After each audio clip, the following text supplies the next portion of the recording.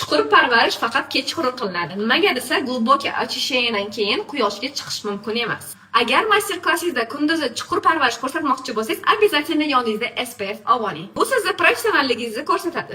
Agar sizda снятие makiyaj bo'lmasa, shu ahvol bo'ladi. Iloji boricha kosmetikalaringizni yo'nalishi va kompaniyasi bitta bo'lsin. Yuzimizni o'lik hujayralarni tozalash uchun chuqur tozalovchi pilingdan foydalanamiz. Ko'z atrofini qoldirib, hamma joyga bir tekis qilib surasiz. Massajni liniyalar bo'yicha qo'lingizga uvalanib chiqquncha massaj qilasiz.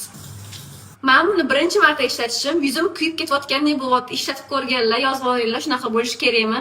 Kuygan effekti ketar ekan. Endi sprey. Undan keyin tinchlantirish uchun balzam. Endi maska qo'yamiz. Menda Beauty Lab Express maskasi, sizlar oziqlantiruvchi maska qo'ysanglar ham bo'ladi. Menda yo'q, menda faqat mana shu maska bor, o'sha uchun qo'yaman. Yuzingizni muammosiga qarab turib, maska tanlab qo'yishingizni tavsiya qilaman. Maskani 2 minutdan keyin olsangiz bo'ladi, o'sha effekti ko'rinadi.